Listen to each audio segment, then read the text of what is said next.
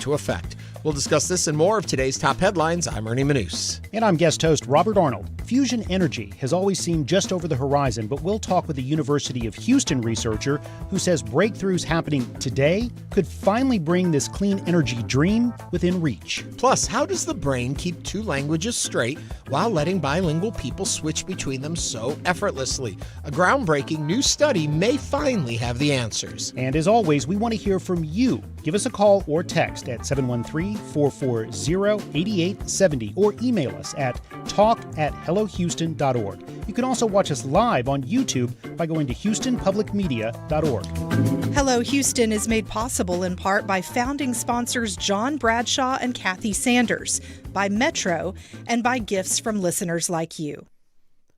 Live from NPR News, I'm Lakshmi Singh. More Democratic Party leaders are distancing themselves from the nominee in Maine, who they'd hope would help them unseat Republican incumbent Susan Collins in the midterm elections and possibly win back control of the U.S. Senate. Graham Platner is under pressure to drop out after a sexual assault allegation recently surfaced. Multiple controversies have plagued the progressive Oysterman's campaign in Maine. NPR's Sam Greenglass has the latest. In a statement, Senate Minority Leader Chuck Schumer and Senator Kirsten Gillibrand, the Democratic Senatorial Campaign Committee chair, call the allegations incredibly disturbing and say the DSCC will not invest in the Maine Senate race if Platner remains on the ballot. That's after Politico reported the account of a woman who dated Platner. She alleges he entered her home uninvited and intoxicated and forced her to have sex despite her saying no. NPR has not independently verified the allegation. Platner denies it categorically.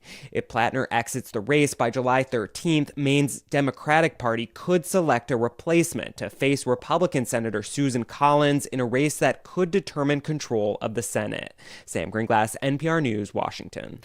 President Trump and other NATO leaders are in the Turkish capital for a high-stakes annual summit.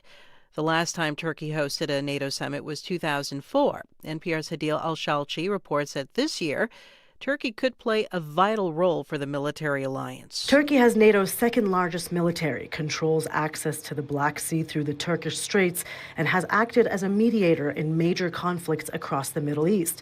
So this summit is President Erdogan's chance to present Turkey as an indispensable NATO ally, especially after years of being at odds with many European countries because of its human rights record. President Trump praised Erdogan many times. He's also been frustrated with NATO, arguing the alliance relies too heavily on the U.S. Now, NATO needs Turkey, not only to help with the wars in Ukraine and Iran, but also to help manage its relationship with Trump. Hadil Al-Shalchi, NPR News, Ankara. Europe is in the grip of a third heat wave. More from NPR's Eleanor Beardsley. Weathercasters say the latest heat wave is driven by a new heat dome, the same weather pattern responsible for the previous two heat waves. Forest fires in southern France in the Pyrenees region bordering Spain have already burned more than 11,000 acres and forced 10,000 people to evacuate from nearly 30 villages and towns. Temperatures will again hit the mid-90s this week in Paris, Europe's most densely populated city. Eleanor Beardsley, NPR News, Paris. French courts clearing the way for far-right leader Marine Le Pen to possibly run for president next year, provided she wear an electronic bracelet. It's NPR News. Live from News 88.7 in Houston, I'm Matt Harab. About 2 years after Hurricane Beryl and the derecho wind event seriously damaged nearly 4,000 homes in Houston, homeowners could soon receive funds for repairs and reconstruction. This funding comes from about $315 million in federal money awarded after the storms, as our Dominic Anthony Walsh explains. The city of Houston set aside $45 million for its single-family home program. Households bringing in 80% or less of the median income will be eligible for up to $100,000 in repairs or up to $300,000 for total reconstruction. 2 years after Beryl, the program will alleviate but not erase the storm's damage. In 2024, the federal government estimated Houston had about $230 million in serious unmet housing needs due to the storms. The city is also launching a program for multifamily housing, and it's using a large chunk of funding to install backup power generators at city facilities. I'm Dominic Anthony Walsh, News 88.7. A man suspected of stealing a car out of Fort Bend County is in the hospital after he was shot by Houston police. HPD Assistant Chief James Skelton says the incident took place last night on Westheimer when officers cornered the man and tried to get him to leave the vehicle. Shots were fired by the officers on the scene. At this particular time, I do not have the information of how many shots were fired, nor do I have how many officers fired their weapons because the information is preliminary. Police used a drone to check the vehicle before moving in to arrest the suspect and provide him with medical care. It's unclear whether he had a gun. A former Galveston County jail guard accused of killing an inmate during a struggle pleaded guilty for criminal negligence. The Houston Chronicle first reported the Skylar Ray Chapman case. It was originally placed on 10 years of deferred adjudication after he kneeled on the neck of a handcuffed inmate during a struggle. The lawsuit alleges that the inmate was left unconscious in his cell after that and eventually died. An autopsy confirmed he died of asphyxia, and now again the officer involved has pleaded guilty to criminal negligence. I'm Matt Harrop, News 88.7. Support for NPR comes from Schwab, offering the Schwab Teen Investor Account, where teens can gain hands-on investing experience. It's co-owned by parents and teens, so parents can monitor the account while teens learn how to invest. More at schwab.com. This is NPR.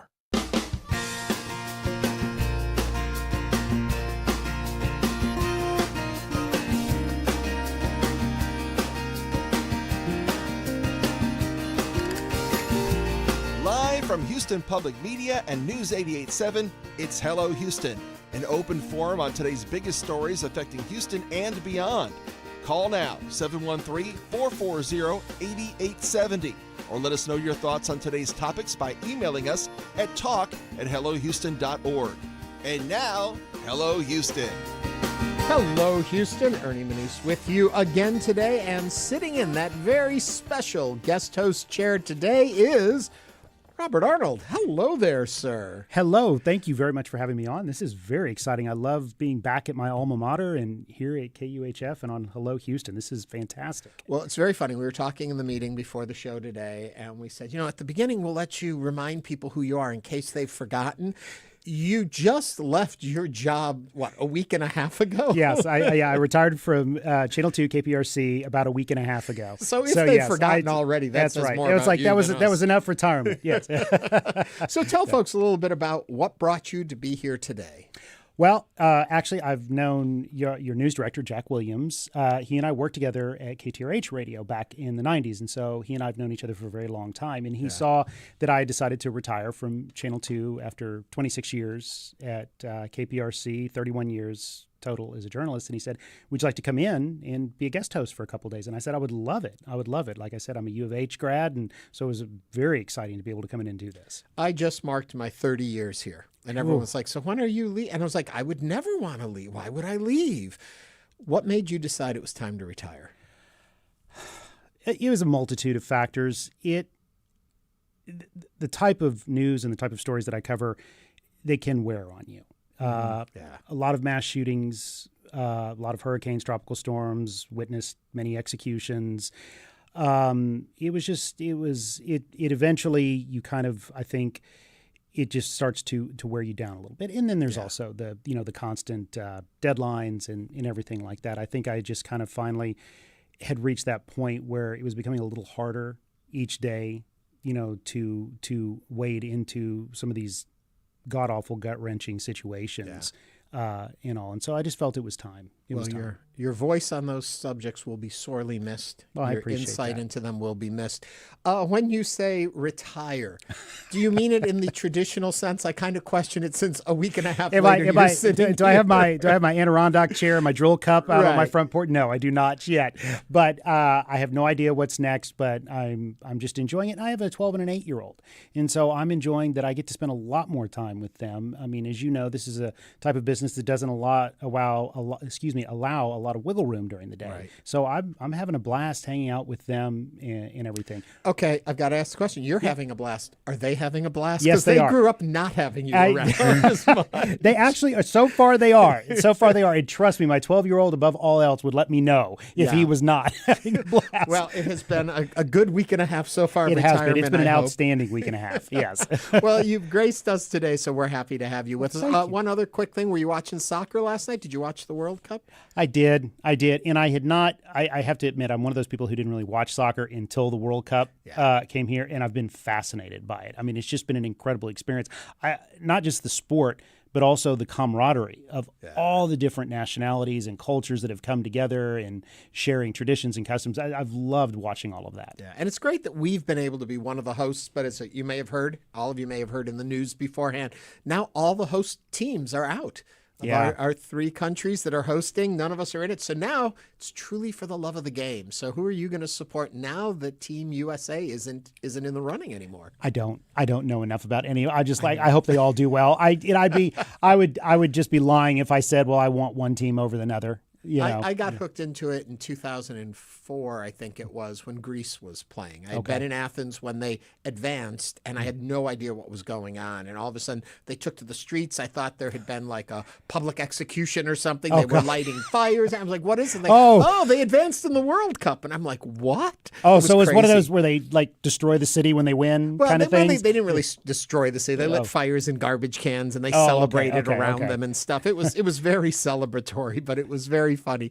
But so that got me watching one time to the World Cup. And so then I kind of let it go again. But now that we were here and hosting, I got back into it. So now I'm wondering in the U.S. how viewership is going to go now that we're not part of it anymore. Do we lose a little of that love? I don't know. I think people have kind of caught that fever. I mean, I think people are enjoying, the whole spectacle and everything, and the sportsmanship, right? I mean, like I've learned about all these new players that are these massive, stars in their own countries. And now I've enjoyed learning about them and hearing about them. And I'd like to see them, keep going. I made a mistake, and I'm noticing it looking at our YouTube chat. I should have said spoiler alert.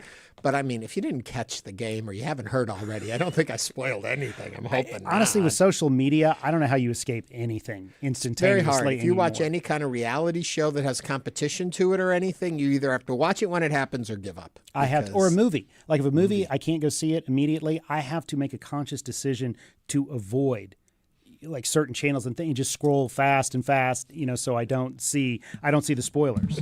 Well, we're not going to spoil anything for you today, but we're going to hopefully learn a few things today. We're going to learn about fusion. We're going to learn about how the brain works with bilingual or multi-language people, how they keep all of that straight. We're going to learn about a fascinating film that's out there right now, having a discussion we all should be having. And we're also going to talk about the headlines of the day. So without further ado, Robert, take us into the news. Okay. Well, the Supreme Court on Monday allowed a Texas law prohibiting minors from downloading apps without their parents' consent to go into effect. Multiple organizations sued the state, arguing the law violates children's freedom of speech. But in an unsigned, unexplained order, the High Court allowed Texas to enforce the law as lawsuits continue in lower courts. Texas enacted its App Store Accountability Act in 2025. The law requires app stores to verify all users' ages, and it prevents children under age 18 from downloading most apps without parental consent. Texas told a lower court that legislators enacted the law to keep minors from seeing harmful material. Challengers argued that such a broad law is plainly unconstitutional under a variety of Supreme Court precedents, holding that children do have substantial free speech rights. We'd like to hear your thoughts on this. Did the Supreme Court get it right? Call or text us at 713-440-8870. We've talked about this topic a few times already on the show, and I'll get into my thoughts and beliefs on it. But you mentioned you have 2 children. I do. And so policing what they see and what they come across it's hard. It is very hard to do. And how do you do it in your family? How do you what just are your watch regulations? I mean, honestly, everything's open to everybody. I mean, their iPads, their phones and all, we have full access to everything. We get to see everything. And we tried very early on to, if you come across something weird or strange, just ask. We're never going to be angry. We're not going to be angry. Talk to us about it. And then, of course, we set parental controls and age restrictions and everything like that. But, as we quickly found out, even my 8-year-old figures out, They are how to get around smart. those things. It's crazy how quickly they figure it out. You'll watch how they can't kind of figure out the most basic thing in the house, but oh my God, if they want to get past a restriction online, boy, they're there in a minute. Oh, no, I looked up one time and I had like this extra Netflix account. I was like, who is this? And my son was like, well, you hadn't changed the age restriction yet, and all I was getting was cartoons, so I had to create a new. I'm like, okay, so he created a whole new profile for himself. You bring up a good point too about having communication with your children. I think that is so important. We had a producer many, many years ago who told me how they didn't allow TVs in their children's bedrooms because they didn't want them seeing things that they didn't approve of. But the children had laptops and computers in their bedroom, and it's like, you're not going to be able to keep this stuff out. The world is changing around you. What you really need to do is teach your children how to process what they come across. And I think that's one of the things I've talked about with my wife, Jennifer, is you're right. You're not going to keep, even at school, their friends are going to have devices. They're going to see certain things. So just saying none of this or none of that, that's not going, we don't, at least my opinion, that's not going to work.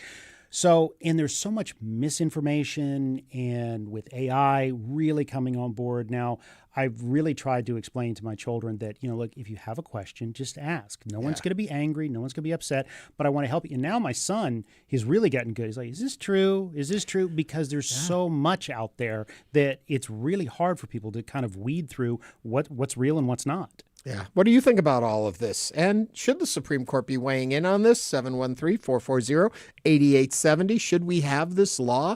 I mean, I understand that in our culture, we have decided that 18 is the limit for so many things. What you're exposed to, what you can access, how you can function in our community. I've always had trouble with an age limit. I think, and I don't know how else you do it, but I've always thought it's a maturity level. There are people I know who are kids that I've known who are 16 who are much wiser than 25 and 26-year-olds. Oh, yeah.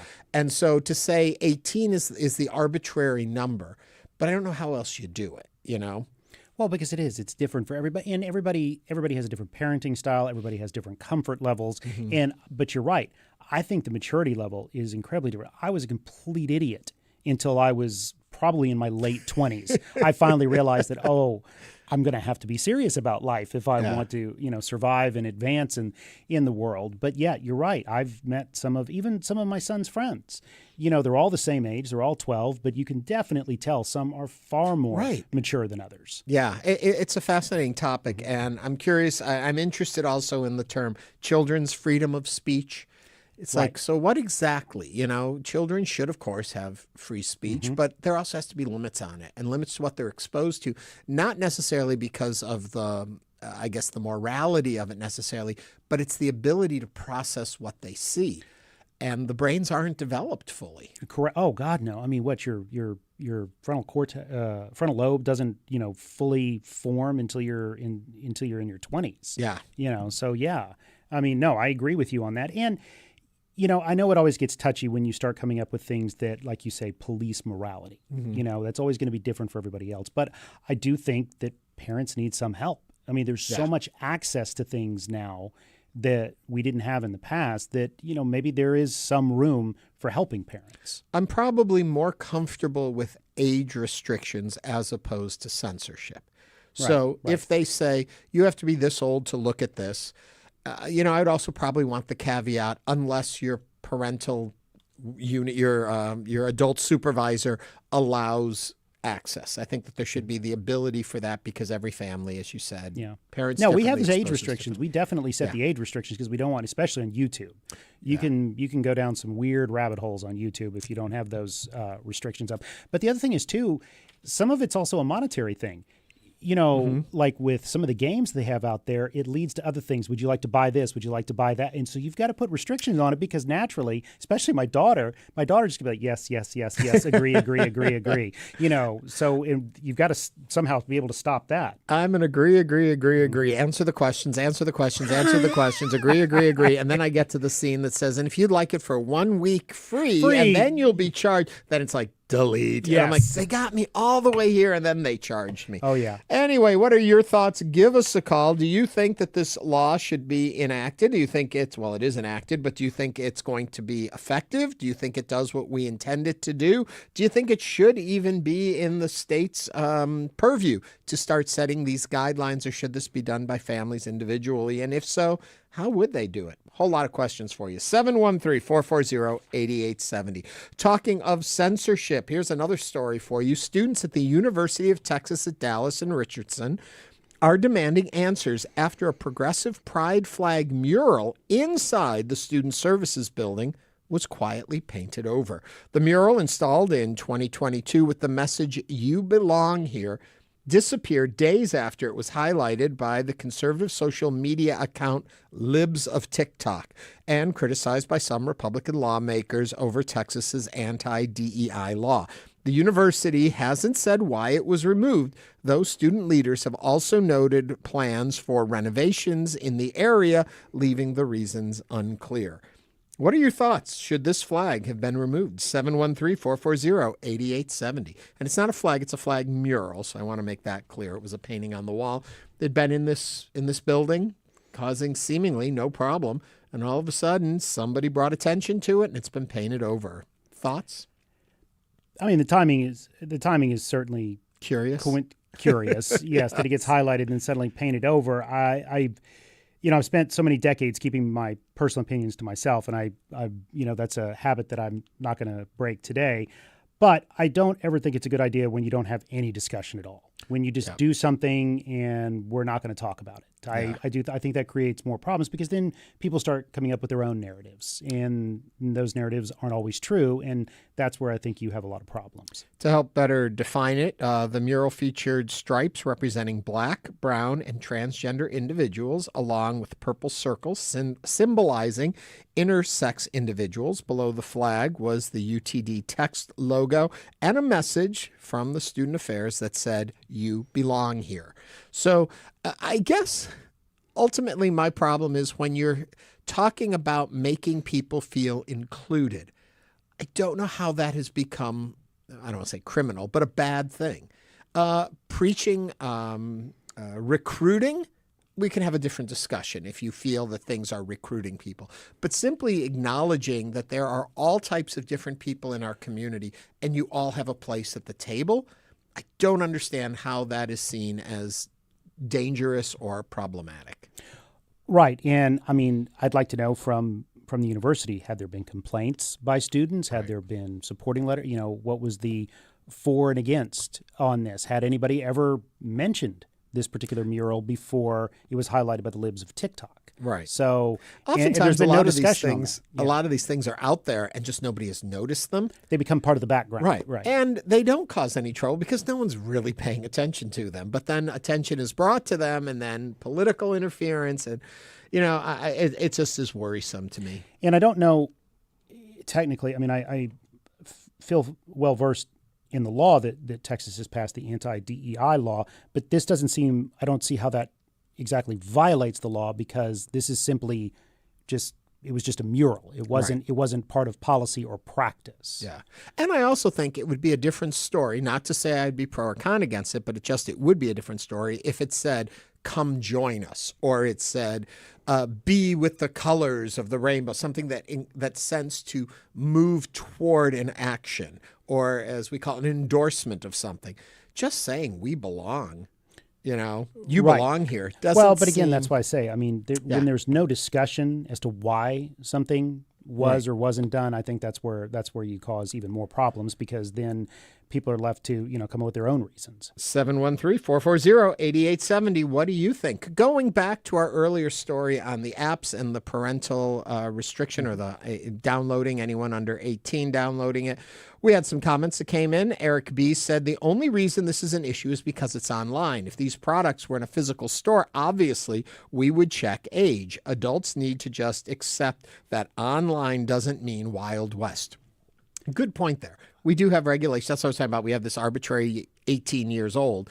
Well, you can't buy liquor, you can't buy cigarettes, different things like that. If this was physical in the store, pornography, you cannot buy it at a certain I was going to age. say, I'm old enough to remember when you go to the convenience store and they'd have the magazine section, you always knew which were the bad ones because they were blacked out. The covers right. We were talking about that the other day, the the paper over the cover of it so you couldn't see it. We were talking about what you're exposed to in public and that there has to be limits to what people say. Earl Grey T-Cat says they know that there's a lot of money in advertising to children and manipulating an algorithm for children, which they see as future consumers. Those are a couple of your thoughts. Share the rest of your thoughts with us. 713-440-8870. We're going to take a quick break right now. And coming up, we're going to talk about the mechanical engineering at the University of Houston when it comes to a possible breakthrough in fusion energy. This is Hello Houston on News 88.7.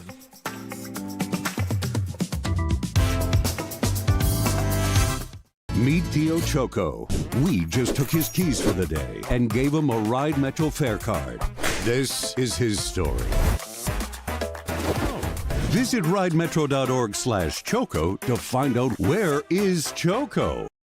Houston Public Media is 85% of the way to our Resiliency Fund goal. Now $650,000 remain. Your gift helps us stay ready for what comes next. Give now at houstonpublicmedia.org/donate. So you've decided you want to be more active. Exercise scientist Keith Diaz says, put away the smartwatch. Start by noticing your body's natural cues. For us to build a habit to check back in with our bodies, that behavior is much more likely to stick. Tracking what the body needs. That's next time on the TED Radio Hour from NPR. You can hear that tonight at 10 o'clock. You can't tackle life's big challenges if you let the little ones get you down. That's why Houston Matters devotes the first Monday of each month to a sort of group moan session we call Houstonian Pet Peeves. It's a communal, cathartic experience, but not everyone can join us live at 9 a.m., and not every peeve occurs to you right then and there. That's okay. We welcome your gripes about life in Houston anytime at talk@houstonmatters.org. Support comes from Southwest Woman Care OBGYN, providing care for women of all ages, including well woman exams, pregnancy care, menopause care, and fibroid treatment in a multilingual setting. More at swwobgyn.com. Support comes from the Cynthia Woods Mitchell Pavilion Houston Symphony, presenting the Encanto movie with live ballet folklorico on July 10th, including live dance and movie screening. Details at woodlandscenter.org/performing-arts.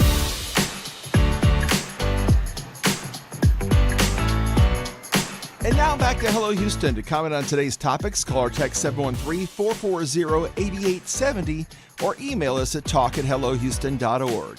And now, Ernie Manous and guest host Robert Arnold.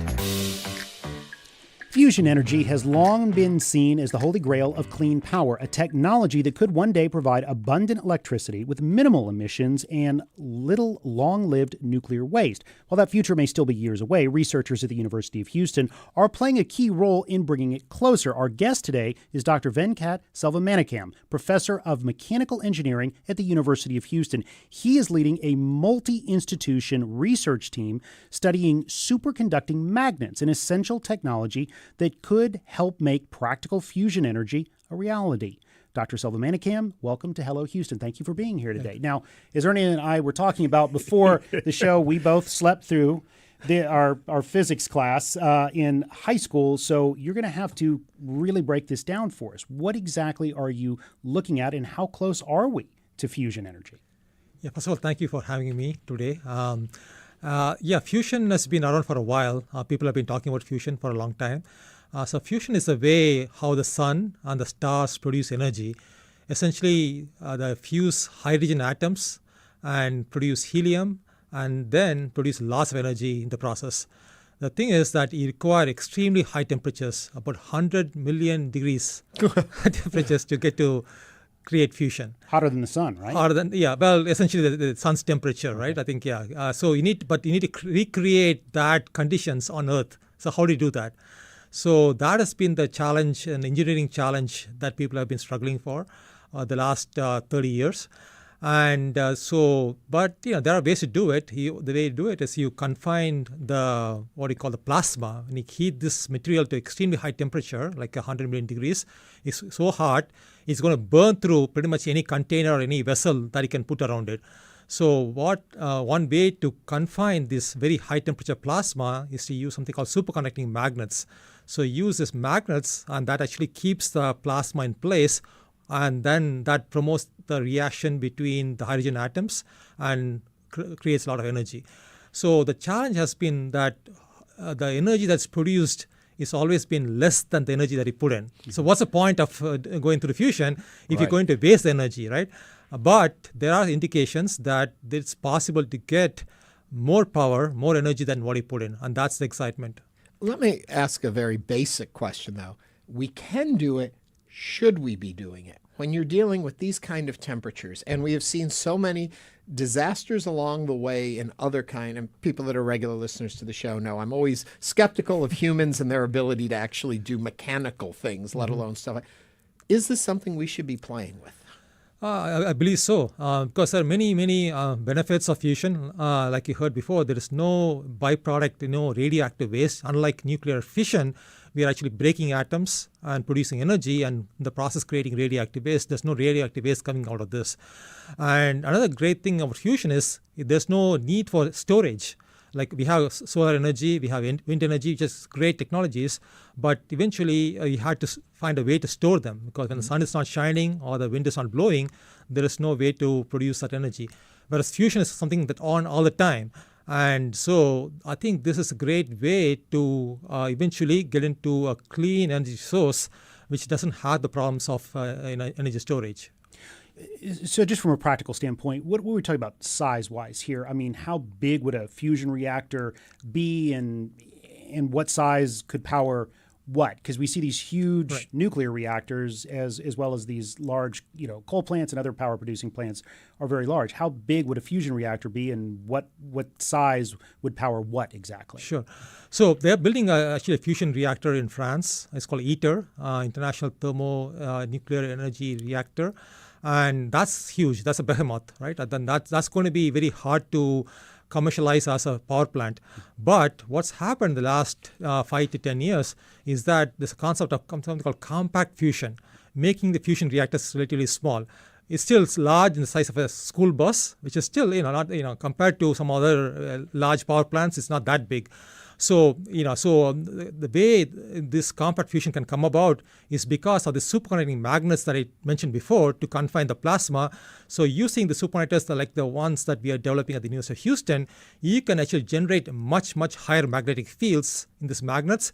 And now you can actually make the size of the fusion reactor much smaller. And that's been the excitement over the last few years. In this area. Like what, size of a building, a size of a bus? Yeah, size of a bus, okay. Approximately, yeah. And what would that power? Yeah, that'll provide about 400 megawatts of power. That's a pretty decent size power plant. Yeah. How much competition is there now? Because I know there's been a huge push for these small modular nuclear reactors coming on. I mean, and I know that other universities are looking at that and trying to expand on how to make these little small compact nuclear reactors. Right. How much competition is there versus fusion reactors?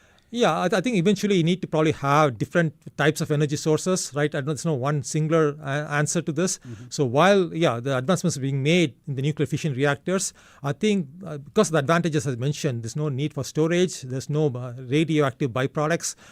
So I think really makes fusion a lot of sense in terms of trying it out, right? Because if we can actually make this to work, of course, it's a huge engineering challenge still ahead of us. I think there will be plentiful amount of energy available because the amount of fuel required for this is much small. You don't require a lot of fuel. It's like I said, it's only the hydrogen isotopes that's required.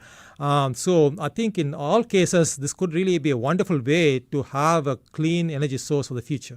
Excuse me if this is way too basic, but in trying to understand it. When you talk about magnets and containment, I think about with magnets, you have the positive and the negative sides, and when you put them the wrong ways here, they push against each other as opposed to pull together. Mm-hmm. Is it that kind of force holding the material it is something like that, right? So basically, this is actually a superconducting coil. It's actually, think of a big coil that's wound with this powerful superconducting wires. And so essentially what they do is, because the magnetic force is so high, they can actually keep the plasma in place, right? It doesn't allow the plasma to go and hit the walls of this fusion reactor container, right? Wow. I'm just kind of fascinated by the whole idea. And I know there's been a lot of misunderstandings of magnets, all the way from the current president, who kind of thinks if they get wet, they stop working.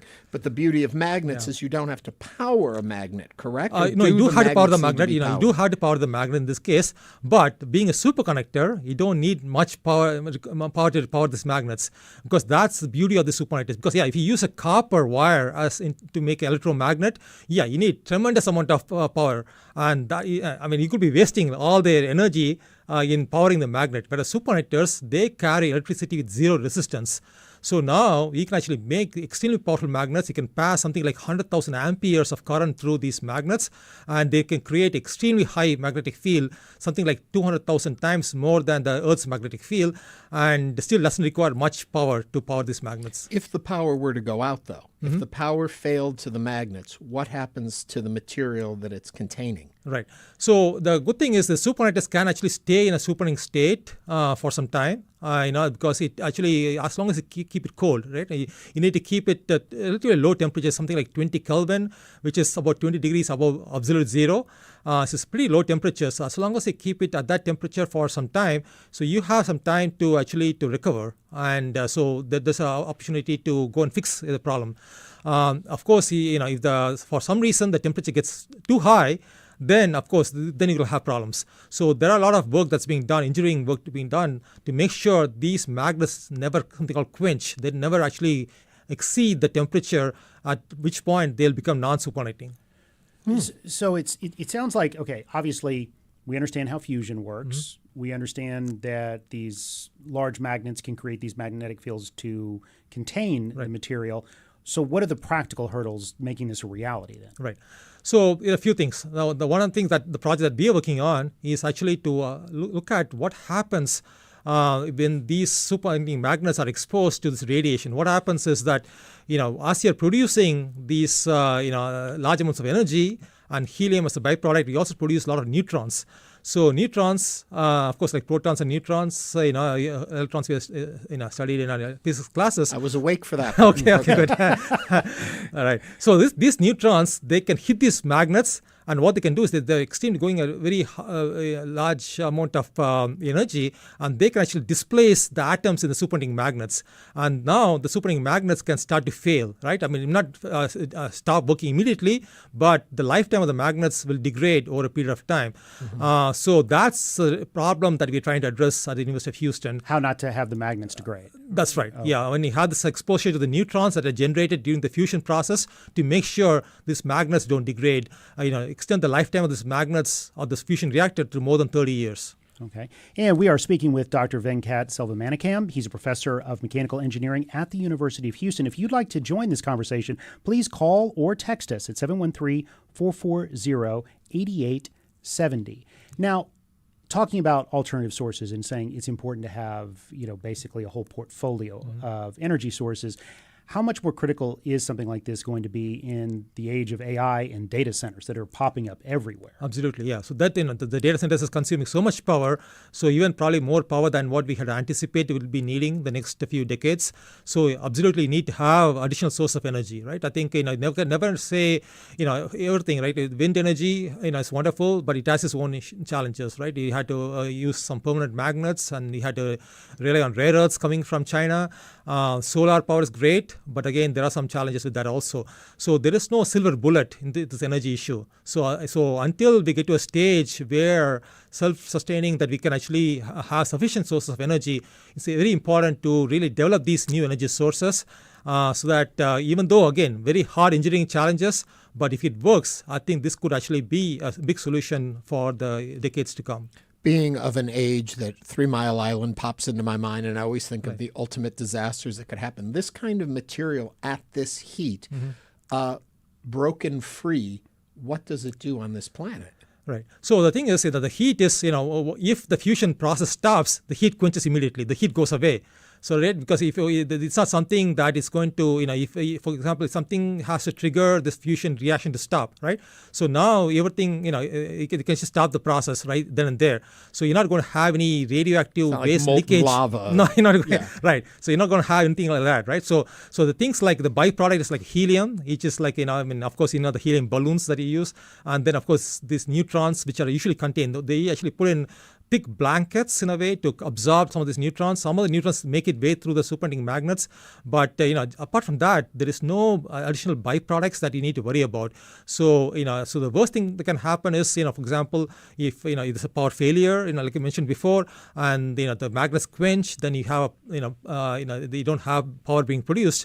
But no way it is going to be it's not going to be calamity like some kind of leakage, some kind of radioactive damage to the environment. So it's really exciting, and it really could solve a lot of the problems we're facing if we can get this all to work. Absolutely, yeah. And the great thing is there are many companies right now. And so this used to be a technology mostly developed at the national laboratories and the universities because such a hard engineering problem. But now, because investors have actually seen an opportunity in this field, especially with compact fusion. So there's been more than $10 billion being invested in many private companies, many of them in the United States. They're actually racing to develop this technology. So that's really the exciting thing about this. Even though it's been around for 30, 40 years, it's now really coming out of the research labs into the commercial companies who are building these fusion reactors. So in reality then, with what you've just said, how soon will it be impacting our energy grid? Right. How soon can we reap, do you think, benefits? Some of the early movers are saying that by mid next decade, by early 2030s, you could actually have a functioning fusion power plant. Wow. Who harnesses then this energy as far as cost? Does it become a public owned idea, or is it going to be privatized and we're going to be paying still a lot of money for this energy? Does this change the marketplace? I think there's a potential to change the marketplace in the sense that if you have this abundant energy available at a relatively lower cost, that could actually benefit consumers of energy. So that can bound to happen. And there's a lot of course, government funding that actually went into this, right, developing all these things. So ultimately, definitely the public could get a benefit from all the research that went into these technologies. Yeah. Wow, it's fascinating. Now you're leading a multi-institution team, correct? Yes. So who else is on this team that's specifically looking at the superconducting magnets? Yes, yeah. So we have actually put together a team to look at because our expertise at the University of Houston is to develop these materials, the superconducting materials that go into the magnets, right? But then you do need to have a way to bombard these magnets or these materials with the neutrons, and for that you actually need a nuclear reactor, because right now there's no fusion reactor built to test these superconducting magnets. So you use a conventional nuclear reactor to do that. So we do have MIT as a partner, because they'll do nuclear reactor testing. We have an entity called ENEA in Italy, and also a university in Vienna. So these three institutions will be actually testing our materials by doing the neutron radiation testing. And we have a couple of the universities who will be doing some simulation and modeling to help us to guide us to develop a better material. And then we have a couple of companies to scale up and manufacture these materials into making into magnets. Wow. Thank you for coming in and sharing this. This is incredible. Thanks for having me. Yeah. Thank you. All right. Well, thank you very much. We have been speaking with Dr. Venkat Selvamanickam. He's a professor of mechanical engineering at the University of Houston. Dr. Selvamanickam, thank you very, very much for joining us on Hello Houston. Thank you. Thank you. Now, we should have paid more attention in our physics classes. Yes, we should. We should have. Anyway, coming up, we're going to find out how much we paid attention in our language classes. The bilingual brain navigates between languages. How does it do it? We'll discuss this with the Rice University researchers. Stay with us as Hello Houston continues.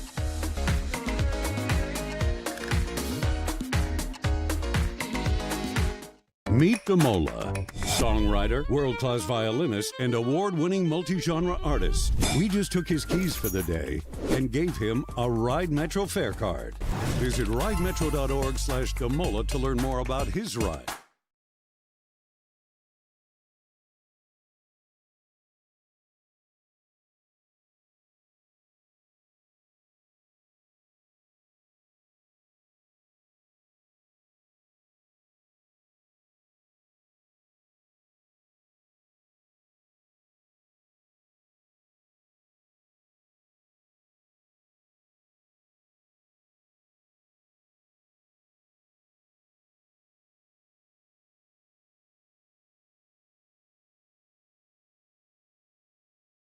Good morning. The knockout round continues without Team USA at the World Cup today. I'm Jimmy Moss. Belgium ended what had felt like a pretty good run for the United States at the World Cup. The Belgians scored first last night. Malik Tillman answered with a goal off a free kick, his second such goal in a week. Then Belgium scored three, including from a critical error by U.S. goalkeeper Matt Freese to seal it, and a defensive mistake in stoppage time for Belgian striker Romelu Lukaku to pile on. U.S. midfielder Tyler Adams says it just was not their day. Listen, Belgium deserved to win the game clearly today. But I don't think it was the opponent, the speed of the game, the moment. I don't think any of that. I think it's just small details of the game that got away from us. And when they get away from you like that, then obviously you're going to lose the game. This is the part of the tournament where the competition gets tough. Belgium came into the World Cup ranked 9th by FIFA, the U.S. 17th. This is also the part of the tournament that seems to trip up Team USA historically. They exit in the round of 16 again, the 5th time in 11 World Cup appearances. Also yesterday, Spain beat Portugal 1-0. Arsenal's Mikel Merino subbed on for Spain and scored just as stoppage time began to propel the Spanish team into the quarterfinals. After the game, Cristiano Ronaldo announced this tournament will be his last in a Portugal uniform. Today, the round of 16 closes out with Argentina taking on Egypt early in Atlanta, then Switzerland facing Colombia in Vancouver. I'm Jimmy Moss. Support for soccer tournament coverage comes from Vamos Verde. You can listen to our special World Cup episodes throughout the tournament wherever you get podcasts. Support for this soccer update comes from Karbach Brewing, makers of Hopadillo IPA, hosting summer soccer at Karbach, featuring live matches on a 14-foot LED screen along with internationally inspired food and drink offerings. And now back to Hello Houston. To comment on today's topics, call or text 713-440-8870 or email us at talk@hellohouston.org. And now, Ernie Manous and guest host Robert Arnold. Individuals who are bilingual are likely familiar with the mental sensation of translating thoughts between two languages in their head. But have you ever wondered how our brains are capable of this, or what happens inside our heads when we navigate between different languages? Well, a new study by researchers from both Rice University and Baylor College of Medicine has found that the shared geometric map of neural responses in the hippocampus may be behind this translation ability. To tell us more about this study and its findings, we're joined by its co-senior author, Benjamin Hayden, who's the adjunct professor of electrical and computer engineering and linguistics at Rice University. Benjamin, welcome to the program. Thank you very much. Great to have you here. I am close friends with international singing sensation Nana Mouskouri, who was a big star 60s and 70s, who recorded in over 13 languages and speaks 6 languages fluently. And this conversation has come up before, and I'm fascinated how she can switch between languages and understanding. What she said was, you just learn different words for different things. Sometimes a cup is the right word for this, but maybe the French version of that word is more specific to what you're saying. I get the feeling the translation is different than that it's not just having access to different versions of these words, but it's understanding something on a different level. Can you help me with this? Sure. Yeah. The really tricky part about representing information in 2 languages is that you can do that. Like if I tell you a story about my dog in Spanish and you speak Spanish, and then you go visit some people who speak English, you can tell them about that dog. So you have that information, you have that in an abstract way that is true regardless of what language you're speaking. So you know what that is. But at the same time, and this is where it gets tricky, you actually, you can tell the difference between the language. If somebody says, hey, is that person speaking Spanish, or is that person speaking English, or is that person speaking French, or whatever language it is, you can tell what language it is. So you can both know what language it is. So it's not completely generalizable, but it's also, there is some degree of generalization, and getting both of those things into the brain at the same time, that's the really hard part. So then what is it that you folks are studying here that hasn't been looked at before? Because I understand this is like one of the first studies of its kind, as we understand it. Right. So what we're doing is really the first time ever that somebody has done this at the single neuron level. And we know that neurons are how the brain does its computations and how it does its thinking. That's actually what's going on. We have these extremely rare patients at Baylor College of Medicine at St. Luke's Hospital who have severe epilepsy. And these are people who have electrodes implanted in their brain, typically about 30 or 40 electrodes, and they're going to record from a bunch of brain regions where we think maybe the epilepsy is coming from, so that the surgeons, so that the doctors can treat the epilepsy. While they're sitting there waiting for seizures to happen so we can localize the seizures, they're in the hospital for about a week, sometimes 2 weeks. We're going to come in and we're going to ask them if they're willing to listen to some stories, and we're going to understand how the brain processes language. That's what we do. In this particular case, we had very rare patients, 4 patients who spoke English and Spanish both fluently. So we had them listen to stories in English, and then we had them listen to stories in Spanish, and we could see how the brain represents those 2 stories and compare those representations to each other. So what did you notice? Does with different languages, do different parts of the brain get activated, or is it in the same spot? What did you see? Right, that's exactly the really interesting question. It's not different parts of the brain, it's the same part of the brain, and it's not even different neurons. So we were thinking maybe it was going to be some Spanish neurons intermixed with some English neurons, but that's not what we saw either. And then we thought maybe what we were going to see is some generalist neurons that represent, like you said, like the word cup in English, in Spanish, regardless of what the language is. But we didn't see that either. What we saw is some really interesting thing where there's a pattern of activity for English, and there's a pattern of activity for Spanish, and it's the same patterns, even though it's different neurons doing those patterns.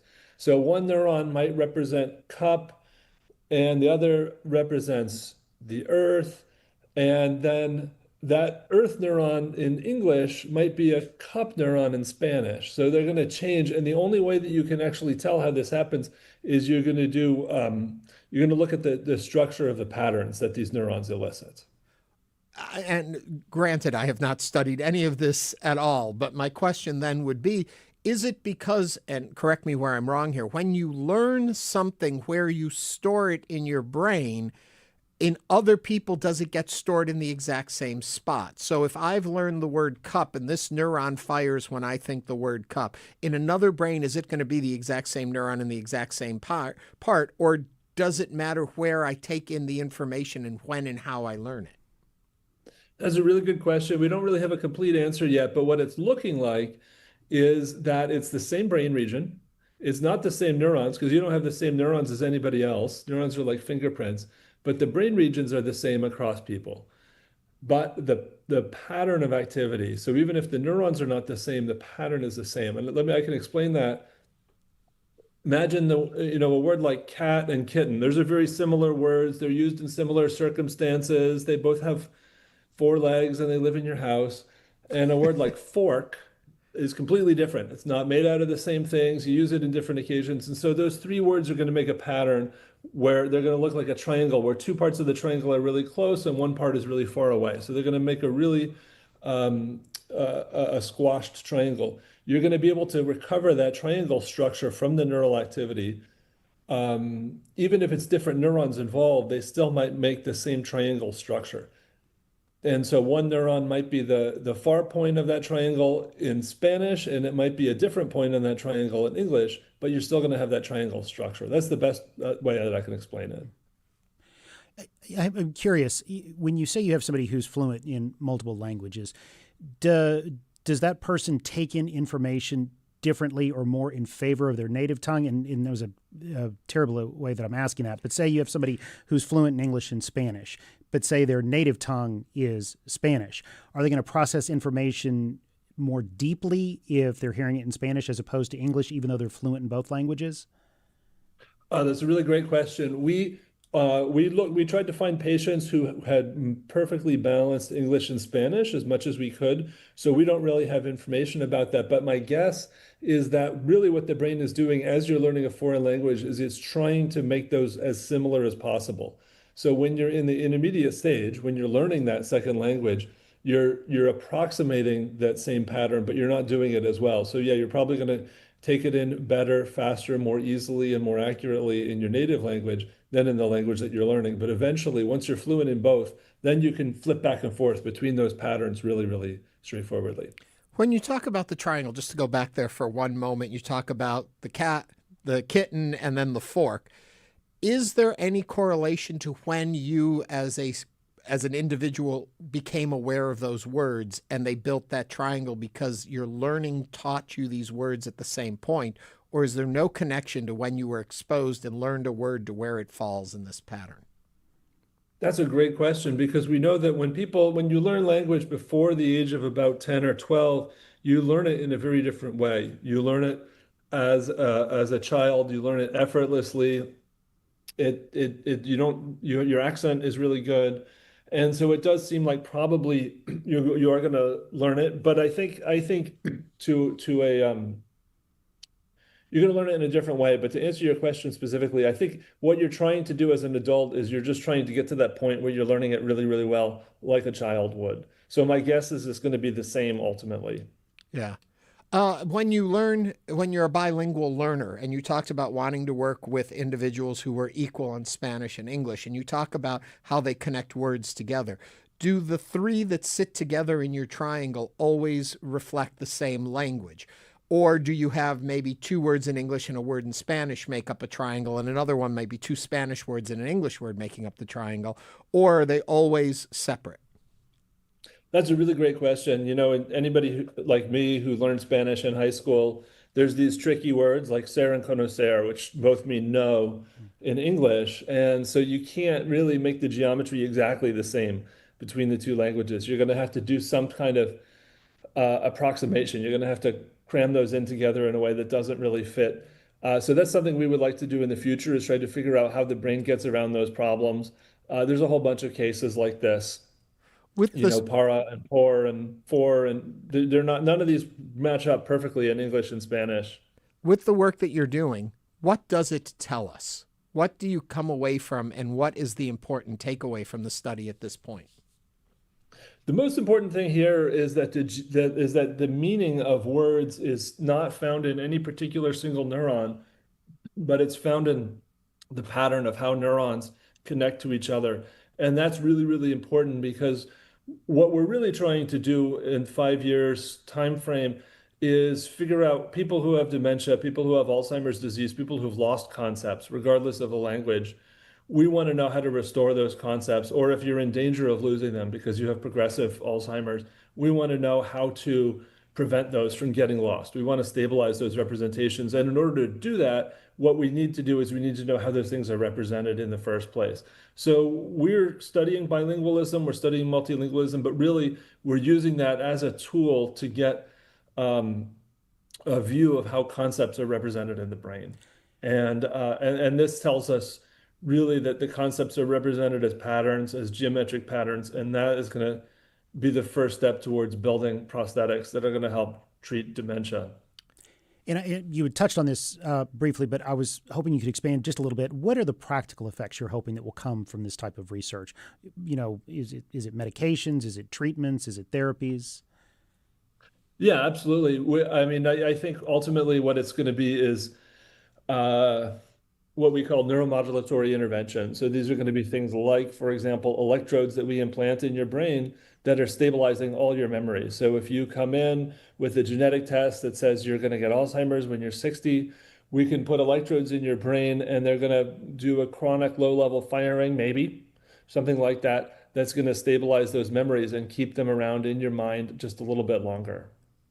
Wow. So this study isn't going to explain to me why I was so bad in Spanish in high school and couldn't learn a second language, that it's not. I'm hoping the result was going to say it's not you, Ernie, it's something in your brain. That's why you were never good at multiple languages. No, it's everybody. Everybody has trouble with this, because building this new geometry on top of the old geometry in a completely same set of neurons, that's a hard math problem. Your brain is solving that problem, and you're just sitting there and you're trying to cram this extra information in. It's really hard for us to do the analysis. It's really hard for the brain to do that. So this explains why everybody has that problem. The more interesting question is why, before you're 10, 11, 12, why is it so easy to learn a language? Why is it so easy to learn a second language? it's effortless. I have a 5-year-old, and she's just like constantly wondering about words and thinking about words. It's like her obsession. Well, the word I've got to think about right now is thank you. And thank you very much for joining us today and sharing this. It's fascinating. Please come back and share more about how our brains work when it comes to language. Dr. Benjamin Hayden is an adjunct professor of electrical and computer engineering and linguistics at Rice University.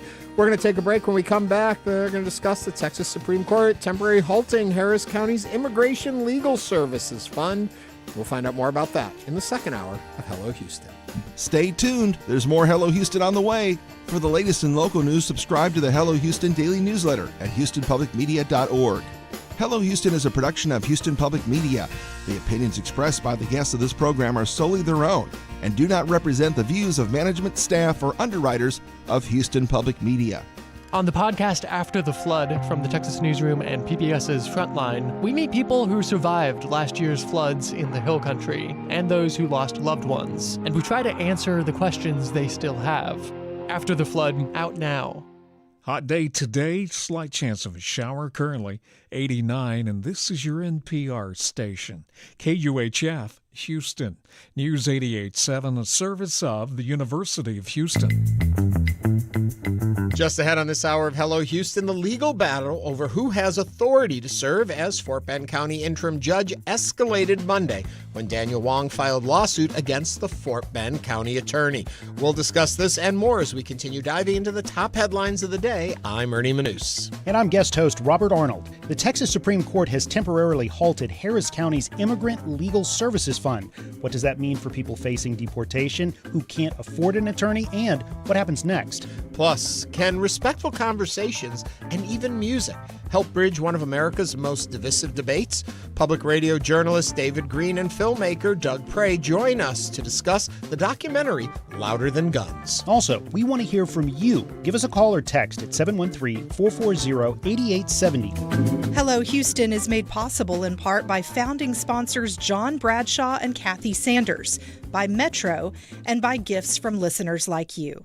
Live from NPR News, I'm Lakshmi Singh. Former presidential candidate Senator Bernie Sanders, one of the longest-serving independent politicians in Congress, is now urging Maine's Senate Democratic nominee Graham Platner to drop out of the race for the Senate following an explosive sexual assault allegation. Here's NPR's Barbara Sprunt. Platner denies the allegation, but said in a video statement he's taking time to reflect on the best path forward. That reflection comes with a ticking clock. The deadline for a nominee to withdraw is July 13th. If Platner decides to suspend his campaign, the Maine Democratic Party will administer a process to select a new nominee by July 27th. If he doesn't suspend his campaign by the 13th, there's no option to select a new nominee. The Maine Democratic Party is pushing for Platner to exit as soon as possible in order to begin the new nominating process, which they've said they want to be open, transparent, and inclusive. Barbara Sprunt, NPR News, Washington. The NATO summit is underway, and its host, Turkey, could play a more vital role in the military alliance this year. In a joint news conference with President Recep Tayyip Erdogan, President Trump expressed disappointment with a number of NATO allies, such as France, Italy, and Germany, who've resisted providing the U.S. full support in its war with Iran. Today, Trump cited a closer alliance with Turkey, which could lead to the resumption of sales of F-35 fighter jets. It's a decision we're going to make. We have a very good relationship. I would think that many people, I can tell you, many people, including the people sitting right here, thinks, why wouldn't we do that? We have a better relationship with Turkey, and Turkey's been in many ways much more loyal than other countries that we think would be loyal. But Israel strongly opposes the sale of fighter jets to Turkey. In an interview with CNN, Prime Minister Benjamin Netanyahu warned that would, quote, destroy the power balance in the Middle East. While still trying to negotiate a peace deal with Iran, the Trump administration is attempting to do the same with the Russia-Ukraine war, now in its fifth year. Trump's expected to meet tomorrow with the leader of Ukraine as it remains locked in battles with Russia. Here's NPR's Charles Maines. Moscow Mayor Sergei Sobyanin said more than 400 drones were tracked en route to the capital, with air defenses destroying most before they reached the city. While Sobyanin reported no injuries or damage in Moscow, Ukraine successfully targeted an oil facility in the Kalushskaya region to the south, as well as gas and electrical terminals in Belgorod, closer to the Ukrainian border. Those attacks came just a day after Ukraine struck Russia's largest oil refinery in Omsk, Siberia, some 1,700 miles from the front line.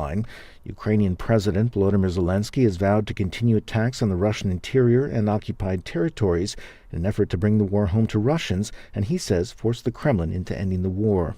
Charles Maines, NPR News, Moscow. It's NPR. Live from News 88.7 in Houston, I'm Tom Perumian. Several family members, friends, and co-workers of Montgomery County Deputy Erica Serrato are gathering today to honor her life. Serrato died tragically in the line of duty on June 28th. She was directing traffic away from a DUI crash scene when she was hit by a vehicle on I-45. The procession began at 8:30 this morning at Kashner Funeral Home before arriving at the Woodlands Church for the service. Deputy Serrato was 24 years old. A man suspected of stealing a car out of Fort Bend County is hospitalized after he was shot by Houston police. HPD Assistant Chief James Skelton says the incident took place last night on Westheimer when officers cornered the man and tried to get him to leave the vehicle. Shots were fired by the officers on the scene. At this particular time, I do not have the information of how many shots were fired, nor do I have how many officers fired their weapons because the information is preliminary. Police used a drone to check the vehicle before moving in to arrest the suspect and provide him with medical care. It's unclear whether he had a gun. In sports, America's dreams of a FIFA World Cup went up in smoke in Seattle as Belgium outscored the U.S. 4-1. In baseball, the Astros lost a wild game yesterday to the Washington Nationals 12-11. The Nationals scored all but one of their runs in the third and fifth innings.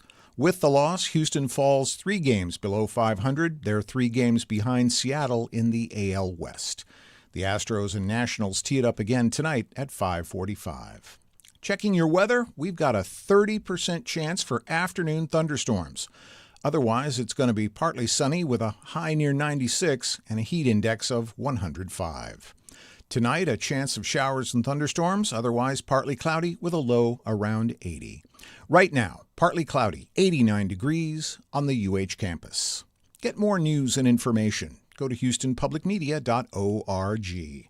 I'm Tom Perumian, News 88.7. Support for NPR comes from NPR stations. Other contributors include DuckDuckGo, who believes AI should be useful, private, and optional. DuckDuckGo offers controls to turn AI on or off. Learn more at DuckDuckGo.com.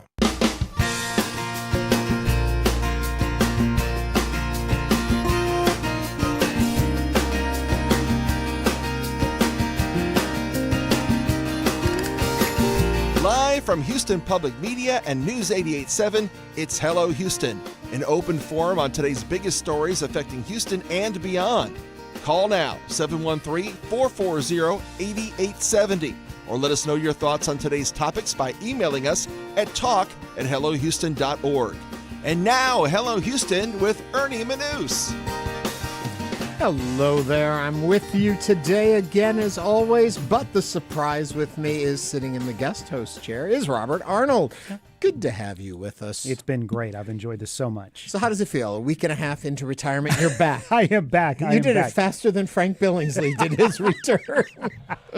No, it's been a blast. I really enjoyed the opportunity. Thank you so much for having me. I will say I really hope that this hour it's a cooking demo and pet of the week because my brain hurts from all that we've been learning in the first hour. I know. My God. Physics and neural mapping of the brain and language. Yeah. I know. It just reminded me how much I slept through in school and probably why I became a journalist and not a doctor. Well, we always are putting a poll up in our YouTube chat group. Our poll up here after talking about how the brain works when processing multiple languages. Our question today is how many languages can you speak fluently? Oof. I'm going to cough.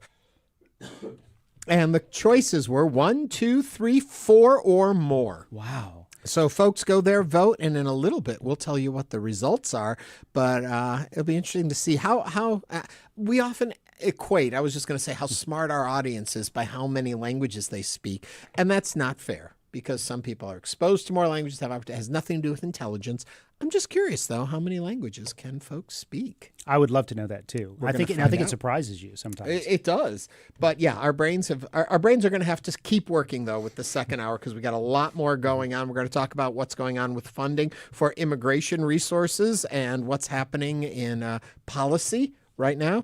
We're also going to have a really fascinating film is out there talking about the conversation about guns and gun control in a whole new way that they're talking about. We have the director and one of the subjects of the film will be with us coming up in this hour. So there's a lot still to do on today's show, but we have a special guest sitting in the studio right now, and she's connected with the first story you're going to share with us from the headlines. Yes, that legal battle is over who has the authority to serve as Fort Bend County's interim judge, and it escalated Monday when Daniel Wong filed a lawsuit against Fort Bend County Attorney Bridget Lawson-Smith, seeking to validate his interim appointment as judge and stop what his legal team calls a politically motivated effort to remove him from office. I did not seek this lawsuit. I sought to do the job the district court entrusted me to do, Wong wrote in a July 6 statement.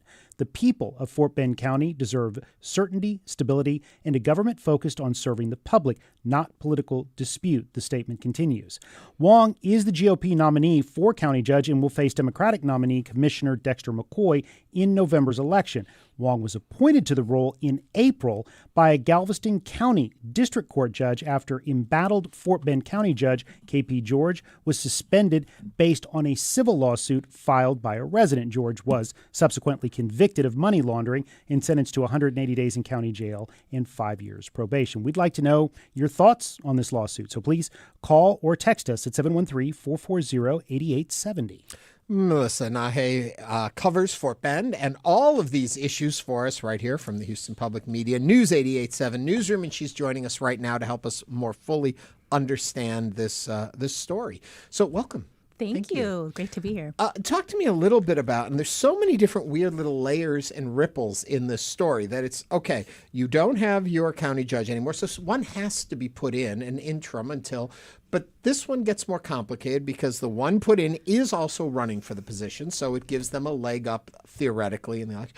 The person that appointed them, the way he was appointed, was a visiting judge, if I remember correctly in the story, and therefore people feel didn't have a connection to it. Democrats are feeling like it's enabling the Republicans to hold on to this seat moving forward.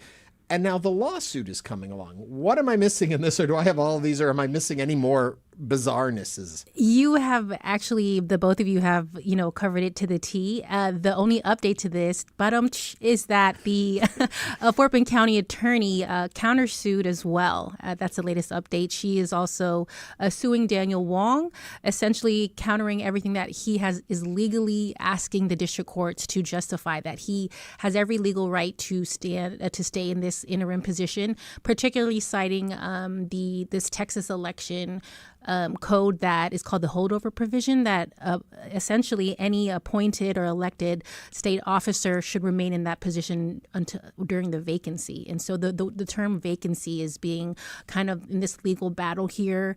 The spider web to this legally starts with KP George. In the titular, forgive me for saying the wrong word, capacity, KP George is still the Fort Bend County judge, and he switched parties from the Democrat to Republican amid his kind of legal troubles in 2025. I forgot about that ripple, too. This is a but how is it now? Story. How is he? Because Texas law is pretty clear. If you're convicted of a felony, you cannot hold elected office. So how is he still technically the county judge? He's been convicted. On the terms of appeal, he has appealed his criminal conviction, sentencing for his federal money laundering. So while everything tied to Daniel Wong is essentially built upon KP George's suspension grounds. So there's a civil suspension that started with a Fort Bend County resident. Right. There's also the criminal suspension that the Fort Bend County District Judge did on top of that criminal sentencing. And KP George is defense attorney actually told me that, actually said during sentencing and as well as with me that, he pleaded with the judge at the time and said, for the greater public good, should you suspend KP George another time because we already have Daniel Wong in the interim county appointment? Technically, she could have appointed another interim county judge, but there was already one there with Wong. Let me ask you, in an ideal world, if your county judge has to leave office or is committed and you have to put somebody else in, who traditionally does that? Yes, this would say KP George accepted his sentencing in June or any time during his didn't appeal. This would go back to commissioners court, political experts tell me, and this would be honestly a deadlock between the two Democratic commissioners and the two Republican commissioners. But the county attorney has said that, in her role to advise the county and the commissioners, that's her job. This is her second term, that any kind of legal risks that are posed here, Daniel Wong being in this position does pose this legal risk, and that it would essentially go down to those four commissioners, elected commissioners, but then they technically could continue county governance with just the four of them passing things on the agenda. So what is the county attorney? What is essentially her argument as to why Wong should not be there? Because I don't think the Texas Constitution is completely clear on how long an interim. It's usually until the election, until a new person is elected, typically. Yes, and that's why this is so unprecedented, which is what the political experts tell me. It's so unprecedented. We're literally seeing cases of Texas election code and the Texas Constitution being argued or going to be argued once, a judge picks up both cases in the courts. But what is she saying? I mean, why is she saying that he's passed his point, his expiration date, so to speak? Based on the exact civil lawsuit that appointed him with the Galveston County judge. That expired. There's no trial. There's no legal binding agreement that you should be the continuing your service since you were temporarily appointed. And in her correspondence with Daniel Wong's legal counsel that he hired, it's that, she actually legally, she spoke with Daniel Wong when he was appointed in April and said, these are the terms. We understand that you're, interim and actually help with the transition. Now she's saying that has expired. Your tenure is over. We are talking about this conversation about what's going on with all of this craziness in Fort Bend County. If you'd like to join the conversation, give us a call, 713-440-8870. I stumbled into that to get to the point that after the election in November, then what happens? Does all of, granted, the court case with KP George still going on, whatever there, but is everything then righted again? Whoever wins this election is going to take this and we're all done with it, or is there more tentacles? As we're seeing here, some unprecedented things in Fort Bend County, but we can trust my understanding, we can trust the election, the Texas election, and the integrity that the state has with elections, that the duly elected official who wins between Daniel Wong or Dexter McCoy will serve in that position. Now we're seeing these unprecedented lawsuits to counter things. Obviously, this legal lawsuit will continue with Wong and with the county attorney, possibly past the elections, but, KP George's term ends December 31st. That new county judge will be sworn in, and the legal battles will be hopefully in the rear view window. And a lot of the questions you asked me, Ernie, are the things that residents and people are asking me. When is this going to be over? Our county's growing, our population's growing. We have infrastructure needs. How are we going to handle county governance?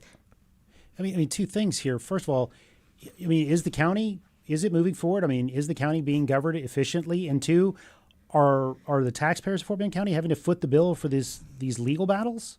According to a statement from the Fort Bend County attorney, her lawsuit, the county attorney versus Daniel Wong, is on the taxpayers' dime. And the first question you mentioned about, what was the first question again? Yeah, is the county being governed efficiently at this point? Correct. So the last Commissioners Court, June 25th, the two Democratic commissioners, McCoy and Commissioner Grady Prestige, they actually walked out on the first agenda item that court be in session. Grady Prestige actually made a statement before that Commissioner's Court saying he's going to preside. He's a senior member of court. He'll take over court. Prestige also did that when KP George was in trial. He oversaw County Commissioner's Court. That being said, they walked out of court. And what they told me during that walkout, these Democratic commissioners, that what's happening upstairs is illegal. There's no quorum. There's only 2 elected officials. But court proceeded. They passed agenda items with Wong on the helm at the dais, continuing as. So are those items going to be challenged later if they're saying they didn't have a quorum present? I truly do imagine, and that's what this district court judge will take up, that everything that the county attorney is saying is legally could be legally challenged. She said that he has as much right to be on the county dais as much as any other Fort Bend County resident.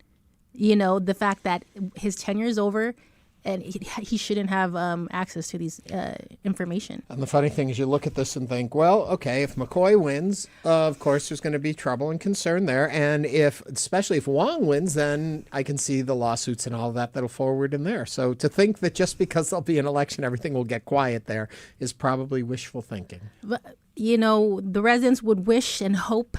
But what we're seeing again is just so unprecedented. So the partisan politics, and in a time when Fort Bend County is seeing massive growth and the diversity there and it's with its constituents. Melissa, thank you very much for coming. I know you're going to stay on this story, and I hope you'll come back and share with us as more of these bizarre twists and turns happen in this. Yeah, absolutely. Melissa Nahe covers Fort Bend County for us here at Houston Public Media and News 88.7. You can see her working. Listen to it here on the station, or also go to our website, houstonpublicmedia.org, where you can read all of her stories and listen to them there.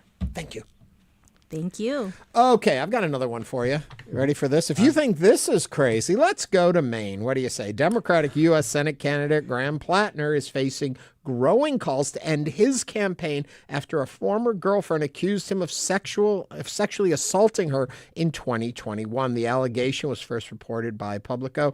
Platner denied the accusations, calling it false and saying he has never engaged in non-consensual behavior. Quote, "These allegations are troubling, serious, and false. Any accusations of non-consensual behavior is categorically untrue."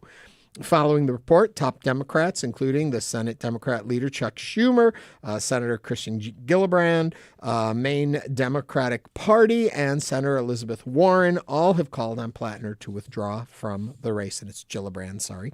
What do you think? Should Platner drop out? 713-440-8870. All right, and we're also, another big talking point, AI actor Tilly Norwood will star in a movie. Unlike many human performers whose auditions don't even help them land better catering gigs, the controversial actor, and I put that in quotes, has booked her first feature film, and it was written for her. Particle 6, the AI studio that created Norwood, will be making the movie Misaligned through a hybrid process that will involve traditional entertainment industry workers and AI specialists. It will be set in the Tillyverse, a digital world where the actor will portray, and this is a stretch, an AI with no real body or lived experience in a coming-of-age story infused with existential AI chaos. That's a lot of words there. So I would like to know what's everybody's thoughts on a movie with an AI star, and should dead stars be brought back with AI? So again, please call or text us at 713-440-8870. Two very different topics. Yes. We're both interested in your points of view on those. Give us a call, 713-440-8870. I want to go back to the Graham Platner for a bit. And I'm curious, and tell me your thoughts on this, Robert. When in today's day and age, not specifically in this case, but in general, do we have to look at all of these allegations, all of these things from a different set of eyes, depending on how campaigning has changed over the last few years? Do we have to wonder motives behind everything everyone says beyond just saying this is an allegation? Yes, I mean, I think you do have to consider where the source of information, where it's coming from, the motivation of that. But I think it's all up in the minds of the voters, and the voters have to decide what they are okay with. in a candidate, what behavior they can tolerate, what behavior they can't tolerate. And I think that's a lot of what we're seeing pressured right now. But as far as, yes, I do think you have to consider where things are coming from. And the Graham Platner story also, if you've been following it at all, he was not an angel before. There was a lot of different concerns about him. There was questions of him being in the race and should he drop out and one thing after another. And it seemed as though they fell on the side of, oh, let the voters decide. They have the information. He won his runoff. He is their nominee. And then this allegation came, and now all of that support that he was getting, or at least that looking the other way, seems to have crumbled around him. And before we went on air, I'm not sure if anything's changed since then, but he was saying he was taking time to consider what his move forward is. They are saying that they won't fund it. There won't be help for him in his campaign now. If he switches out, I'd like to know what I would like to know, what changed, because like you had said before, he had some allegations of different types of behavior, and they went ahead and said, well, let the voters decide for themselves. I think now they're saying, no, we're not going to help you. So I wonder, what other information has come to light that maybe we're not hearing about? Well, it moved toward the realm of actual, and I don't know if we can, rape. I didn't know if we used the word or not on air, but that it moved to that it was, and there is a person speaking out forward in front of the story with her name and reputation tied to it and who she is. It's not allegations of, it's not that it was unwanted sexual advancement. She basically says, she said no, he continued. He says that these are untrue. And that's why I asked the earlier question. It's like my first thought, but I did see the interview with him. When I first heard about it, my first thought was, in today's day and age, do we have to wonder? There are talks of a high-ranking senator who may actually be suffering very serious medical concerns right now, or may not even still be alive. And yet they are not announcing it because of wanting to keep balance in the Senate and concerns about that. In an environment where we can have those conversations, you have to wonder, at what stake do people go to retain a seat? But I saw the woman interviewed, and she appears as reliable, accurate in what she's describing, her view of what happened to her. And I think it changed it. There's a face to it now. And I think that's where you have to then reevaluate. Well, I think, what you have is there should be two separate tracks. You should have an honest investigation when somebody comes forward with a claim such as this. There should be a thorough investigation going, and then separately there should be whether this person is fit for office. And unfortunately, that used to be a 1-2-step process. There would be an investigation, there would be findings, and then there would be actions or consequences based on that. Now you're seeing those things play out simultaneously. Right. And I think that's what makes it very difficult. As always, we're interested in what you think. Call us, text us, 713-440-8870. Quickly, I want to go back to something else we mentioned earlier. We were talking about how many languages can you speak fluently, 1, 2, 3, or 4 or more. Where do you fall in this? 1.5. 1.5. That was not a choice. 67% of our listeners are at one language. Okay. I would have thought that would have been lower. I fall into the one language, and some question that. 2 languages, 20%. 3 languages, 13%. Wow. None of our pollees are 4 or more languages. That's staggering to me. And there you go. Okay, we're going to take a quick break. When we come back, we are going to be talking with the Galveston-Houston Immigration Representation Project about the Texas Supreme Court ordering Harris County to halt payment to the county's Immigration Legal Services Fund. This is Hello Houston on News 88.7.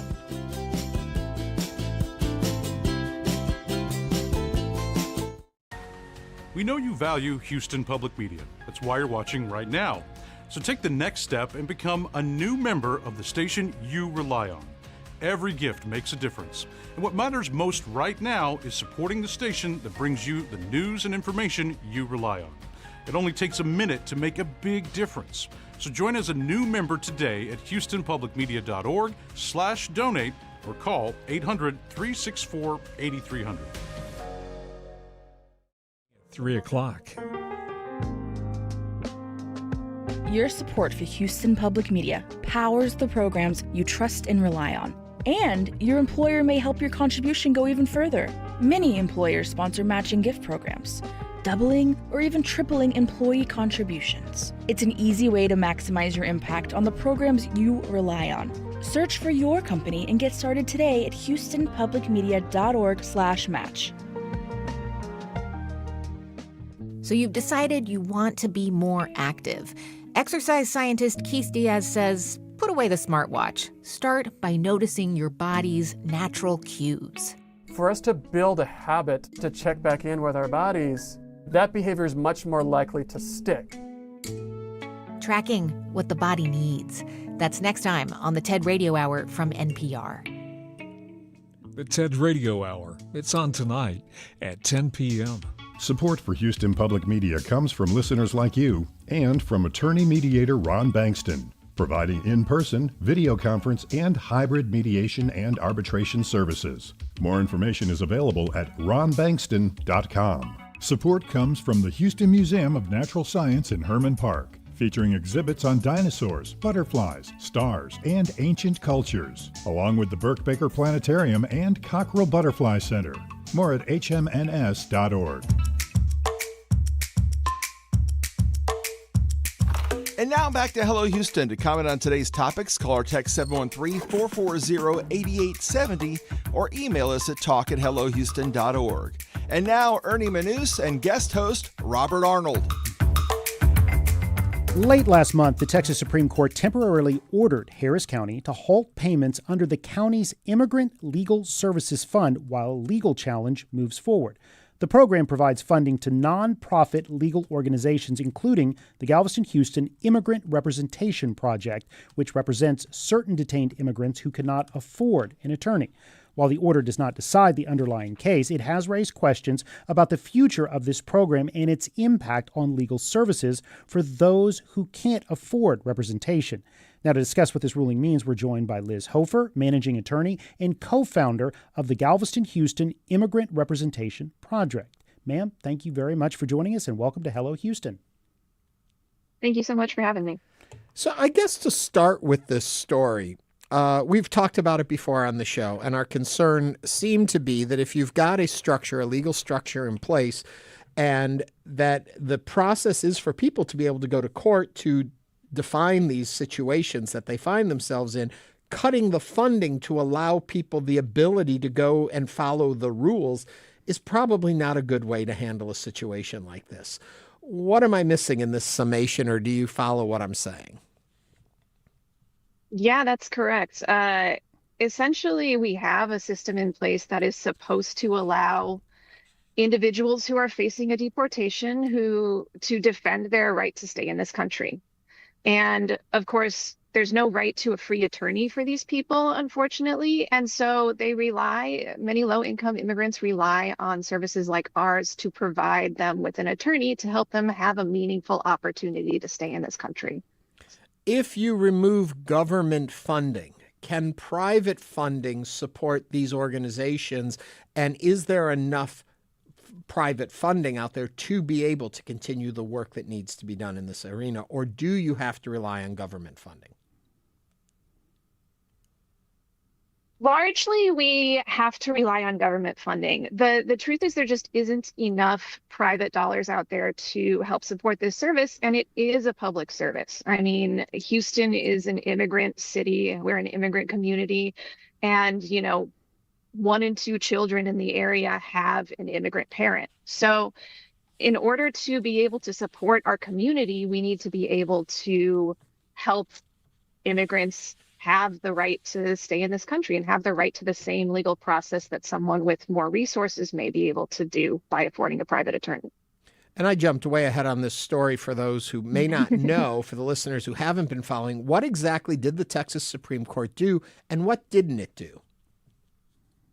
Yes, so this is a case that was originally brought by the Texas Attorney General back in November of 2025. And at the time, they asked for all payment to stop for the providers, legal services providers under this contract. The trial court did not agree to do so, and the appeals court also did not do so when it was appealed. But they appealed it all the way to the Texas Supreme Court, which came out with this decision at the end of June, stopping payment. Now, this is only for the course of the legal proceedings, so payment cannot resume until the case is completed, which means it goes back down to the appeals court and then eventually back down to the trial court. And everything has to get wrapped up before payment could resume under this program. How long and how many people? I mean, are you able to help clients in this interim period without this funding? It could be months. We really don't know how long it would take to resolve both all the levels of the case and all of the appeals of any issues that come up in the case. Right now, the actual trial on the merits of this case haven't even begun. This case is still at a preliminary stage where this motion to stop payment was originally filed, and everything is kind of on hold pending the appeals on these preliminary issues, both at the Supreme Court and at the appeals court level. So what happens? So it could be a very long time. What happens to clients that are currently in cases that are currently underway? We are committed to continuing representation for any of our current clients who we were representing under this program. However, this significantly impacts our ability to take on new clients because we no longer have funding for that. So while we're committed to our current clients and we anticipate not having to disrupt their representation, we are facing challenges going forward with continuing to be able to serve the community and to help immigrant families reunite and preserve their right to stay in this country. We're speaking with Liz Hofer, who is with the Galveston Houston Immigration Representation Project, and we'd love for you to join the conversation. 713-440-8870. Kelly from Bryan is on the line. Kelly, what's on your mind? Hey, I've got several people that I know that live in a highly dense or illegal immigrant community, and they have gone out and with $10,000 per person, U.S., hired an attorney located in Houston, Texas, had a storefront, brick and mortar, and nobody could get in touch with them for, a while, but that's not unheard of in legal, situations. And then finally somebody went over there and he had just closed up the shop. So they're all out the money that they spent on the attorney, and they have no recourse because obviously they're not going to call the police department or anybody else. And so the service that's being offered by this lady's, group, it's important. I know none of us want to have to pay for it, but in some instances, these people are already paying to get here correctly, and they cannot find appropriate legal coverage. Kelly, thank you for sharing with us and for calling in. If you want to join the conversation out there, 713-440-8870. She brings up a good point, and it's kind of where we started the conversation, is that there is a system in place for people to be processed through this system, but it takes legal aid and help, and that oftentimes we toss around words like illegal or undocumented, but the fact of the matter is they are trying to follow the rules of what needs to be done to process them into this country, and by cutting the funding from it, it is crippling them from being able to do and play in the system we have already set up. Yes, that's correct. Often, especially in this current administration, we've seen attack after attack, both on immigrants' access to the actual system that's in place and in the ability for legal services providers to continue to offer these services at low or no cost.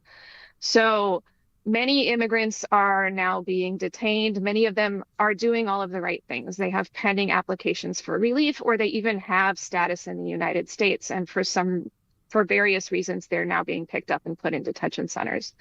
And those people are very challenged in their ability to find representation once they're in detention because of the communication barriers, because of the language, because of the speed with which their cases move through the court system.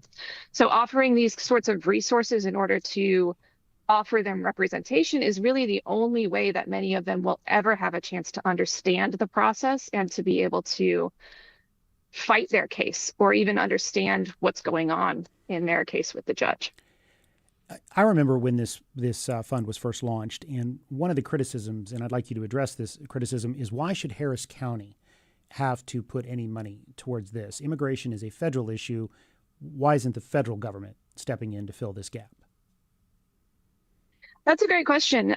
This is really about families, immigrant families, and our immigrant community here in Houston. Immigrants bring in a huge amount, are a large part of the economy in Houston and a large part of our community. They are breadwinners, caregivers. They, work in all of our, businesses, and they are getting detained, and they're getting detained here in the Houston area. We have 4 detention centers in the Houston area, and many of the people detained there are Harris County residents who are taxpayers and who are contributing to our community. So it really is in the interest of our community to make sure that these people can stay with their families and that these people can continue to participate in our vibrant community here in Houston. If I'm not mistaken, immigration court is civil, not criminal. And if that's the case, how does that affect someone's right to counsel? Yes. So as we all know from television, Miranda rights, in the criminal system, you have the right to have an attorney. And that right is protected. You have a right to a free attorney under the Constitution. In civil proceedings, there is no such right. And this can be especially damaging with immigration because immigration can mean the difference between life and death. It can mean a very prolonged detention for many people who are not eligible to be released while their hearings are happening. And that can mean, it can mean job loss. It can mean families without a breadwinner, which can lead to homelessness, which can lead to so many other negative consequences. And yet we don't offer a free attorney. If you want an attorney for an immigration proceedings, you generally have to be able to pay for someone to represent you. Penalties for civil cases as opposed to penalties for criminal cases, how does that differ? Well, right now in immigration cases, the main penalty, of course, is deportation. However, the federal government also has a series of fines and fees that they are now assessing against people who they believe have broken the immigration laws or who have not departed the country in the time allowed.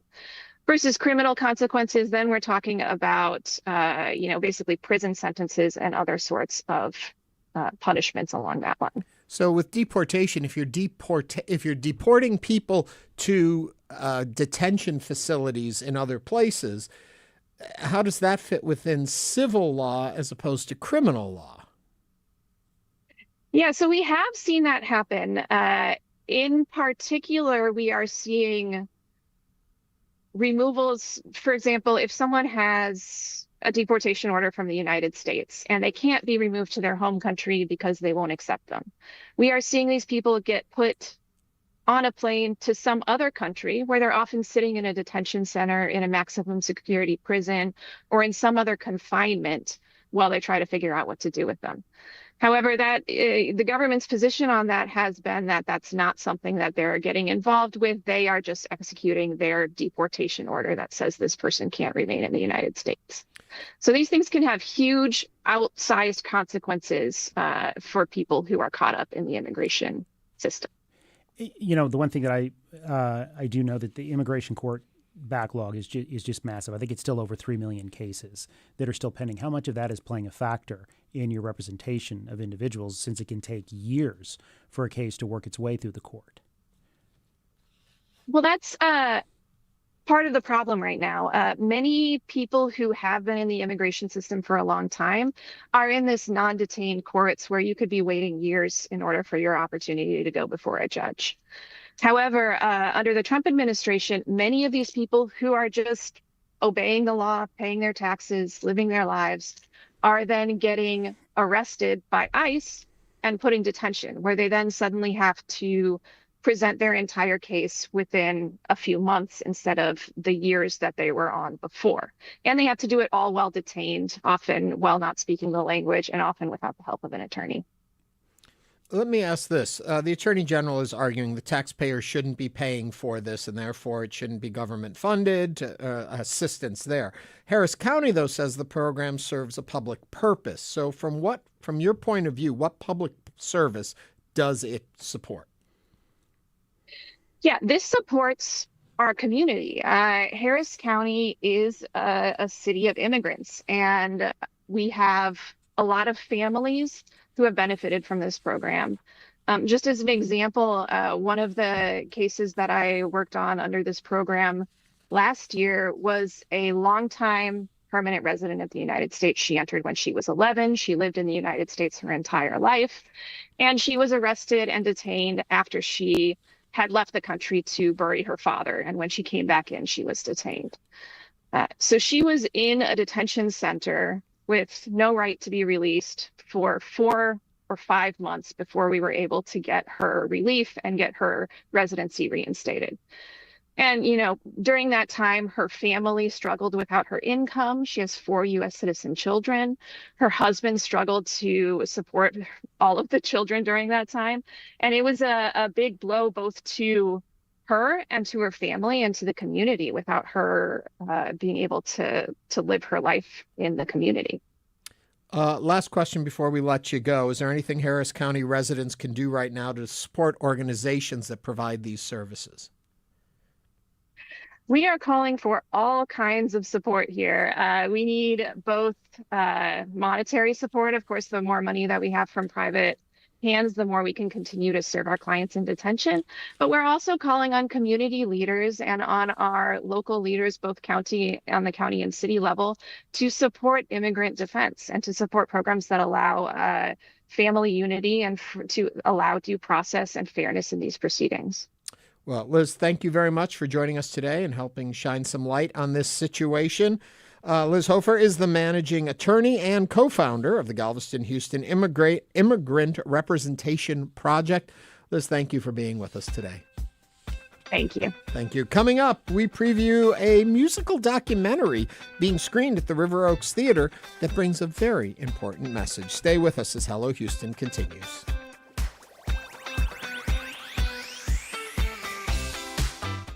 It's not just your car. It's the one that brought your kids home from school, took you cross-country, held memories, laughter, even a few breakdowns. When it's time to let go, give your car a new purpose. Donate it and turn memories into meaningful support for this station. Plus, you'll enjoy free and easy pickup, potential tax benefits, and a simple donation process. Your gift supports the programs you and your family love. Donate today and help keep public media strong. Call or donate online. I started making some phone calls and I was like, does this mean InfoWars is for sale? And they were like, yeah, it does. You get the IP if you want. The funniest part is he had never heard of The Onion until we bought it. I'm Rachel Abrams. That's Today on the Daily from the New York Times.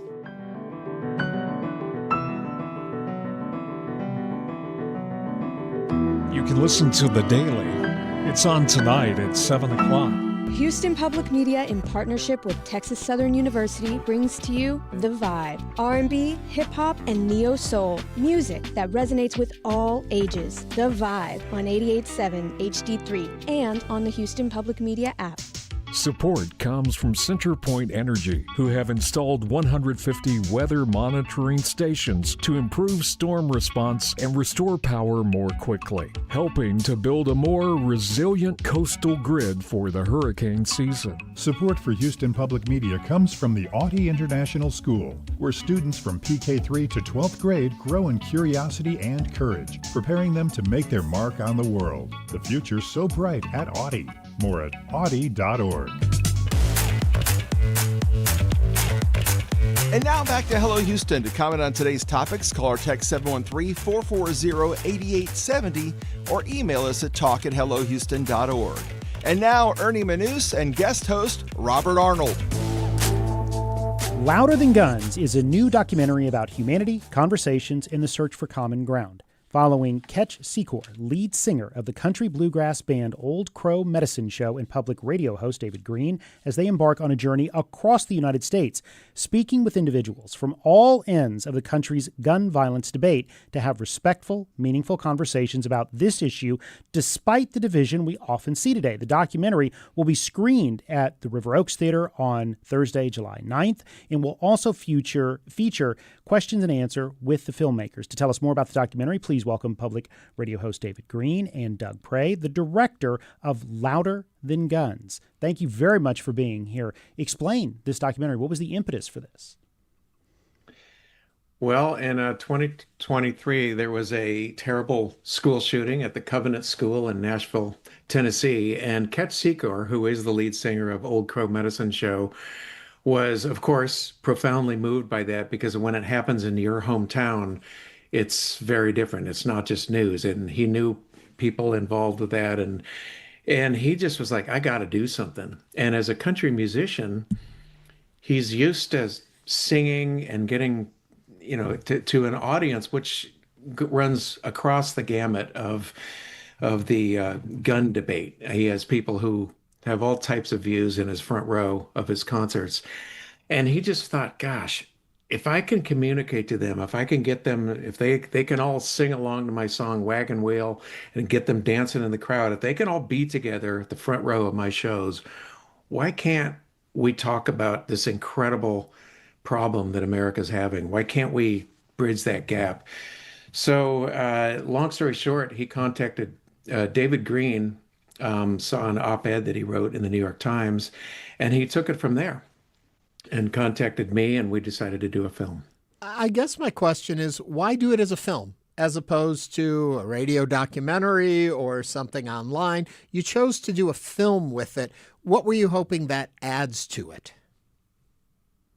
I will say I think the documentary film space, as I've learned from Doug in this whole project, is just an incredibly special way to draw people in and experience something in a really authentic way. And I spent years as a journalist trying so hard to figure out how to demonstrate to people, to communities, the power of conversation, like that bringing people together to talk about hard things and to be curious and to listen to one another and to remember the things that you share and not just the things that divide you can change the world. But I felt, and this is one of the things I thought about a lot when I left, my full-time job at NPR 5 years ago, like there were just limits to that in terms of being able to make a difference. And I think the documentary film space, we're going to be coming to, this theater in Houston this week. And I think for an hour and a half, our hope is that people are living in an experience and sitting there, in the church in Chicago where we sat, at the dinner table in Nashville and in Kentucky where we sat with people and really feel what's possible in a compelling way. That's the power of entertainment. That's the power of music. And it really felt like if we were going to develop a model that could be repeated in communities, we needed to show what this could really look like. And the documentary film space just felt like the best way to do that. David, let me quickly ask you, this is a conversation, unfortunately, all of us that do this job have had these conversations. We've had them on air. We've talked with people about it. What did you find surprising in this version of it, in meeting people in this way? What moved the story forward for you? I mean, you know as well as I do, in our space, as committed as we can be to find the nuance and to look for the surprises, just because of the compressed time in journalism, it can be really hard to make that kind of space. I think about Beto O'Rourke, in your state, who said this very famous thing, "We're coming for your ARs."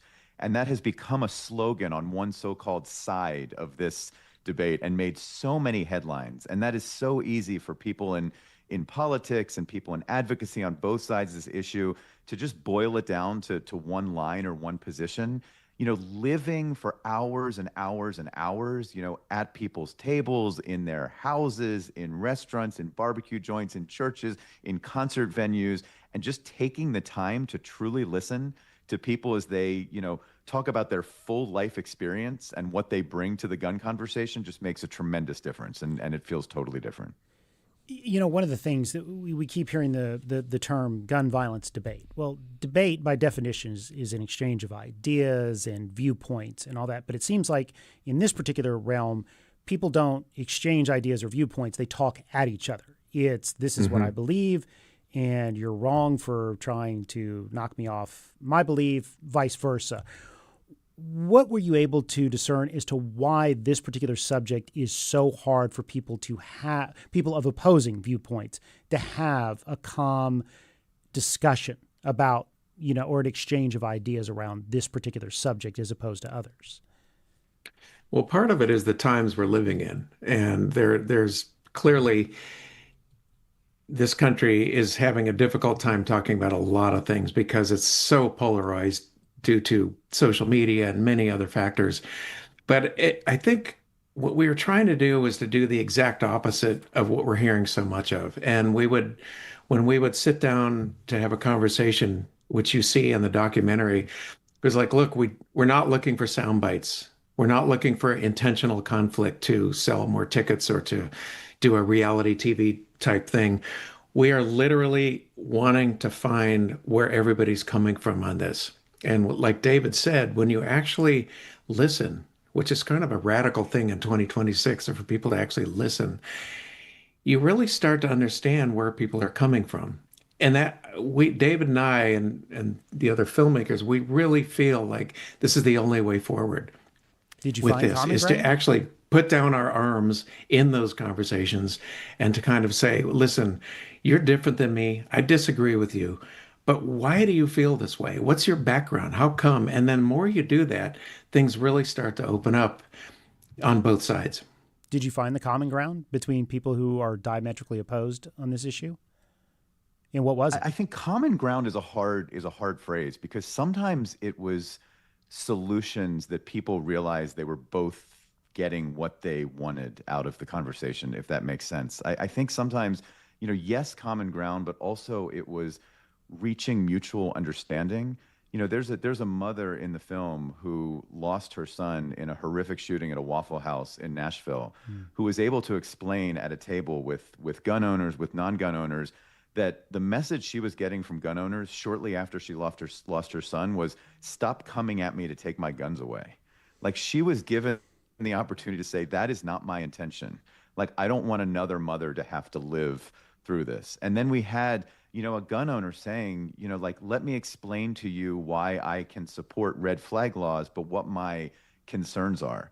And being heard and being respected at the table and in the conversation actually got him to a place where he was closer to being open to, you know, a lot of these kinds of reforms that we talk about. So it wasn't always like, let's just shave down to the bare minimum that we can all agree on. There's a lot of progress that can be made, I think, in building trust, you know, in a room full of citizens, away from the loud politicians who are benefiting too much these days from our conflict. Doug, Yeah, go on. It's a different kind of advocacy film, because I think people look at the title and they say, oh, it's a gun film. It's taking this one side or this one point of view. It really isn't. It's a very different film. We don't have a call to action at the end, like when the credits roll. It's not like, go to this website, support this bill, do this. It's literally, the purpose of the film is to encourage conversation with those you think you disagree with. And so we're modeling in the film, we show those conversations, and it's actually pretty heartening. We've had a lot of people who are very inspired watching the film saying, wow, it really opens my mind. I think I see the biases I'm bringing to this conversation. Of course, I know the biases my quote unquote enemies are bringing, but that's the purpose of the film. Is to have a conversation and show America, it sounds very arrogant to say this, but show America how to talk about guns. Let me, before we run out of time, also talk about one element we haven't talked about in the film, which is the music and how music can help bridge these gaps and bring people together. Either one of you want to take that one? All right, I mean, Doug, I think one of the yours. things I love the most was you said in the very beginning that this is going to be a music film that covers a really hard topic, and that was one of the many reasons that I was so excited to work with Doug and Ketch, because I think sending a message that something like music can remind people who disagree on a certain thing what we do share and get us to the table to have the hard conversation. And in our film, it's all about music, but I think there are other things in our lives that can be part of the kind of model that we're trying to show to the rest of the country. But yeah, Doug, as you always say, this is at its core a music film that goes surprisingly deep on a really hard topic. Yeah, I've never made a political film before, quote unquote. I've made a lot of culture films and music films, but with this one, I was just like, wow, we get to talk about this incredibly difficult subject, but music is the way in. Music always brings people together. So does this mean we're going to see more big topics done through music through you folks? Is that going to be a new genre? It's really not a bad way in. It really does bring people together. And, it's a very tough subject, but the music is great. And we loved filming the band on stage during their tours. Well, gentlemen, thank you very much for having that conversation, for bringing those voices together, and for then producing the film that I hope a lot of people see so that they can understand this approach to understand each other, to just talking. And I always say here on this show, the problems start when we stop talking to each other, and we need to keep having those conversations. David Greene is a public radio host and the executive producer of the documentary Louder Than Guns. Doug Prey is the director of Louder Than Guns. David, Doug, thank you both for joining us today on Hello Houston. Thank you very much. Louder Than Guns will screen at the River Oaks Theater on Thursday, July 9th at 7 p.m. For more information, visit theriveroakstheater.com. And that brings us to the end of the show. I want to thank you for watching and listening to Hello Houston. Robert, did you enjoy yourself today? I did. It's been great. You want to come back and do it again tomorrow? I'd love to. All right. We'll have you back here tomorrow. We'll also have Abby Kamen will be joining us, talking about her role as interim county attorney and so much more. This is Hello Houston on News 88.7. Thanks for listening to Hello Houston. Join us every Monday through Friday from 11 a.m. to 1 p.m. to talk all things Houston. The Hello Houston production team includes Garrett Bowman, William Menjivar, Jen Altide, Todd Holslander, and Jim Kovacic. For the latest in local news, subscribe to the Hello Houston daily newsletter at HoustonPublicMedia.org. Hello Houston is a production of Houston Public Media. The opinions expressed by the guests of this program are solely their own and do not represent the views of management, staff, or underwriters of Houston Public Media. This is News 88.7. Support comes from Central Market, celebrating Bastille Day with hundreds of French wines and cheeses. Charcuterie, fresh baked French butter croissants,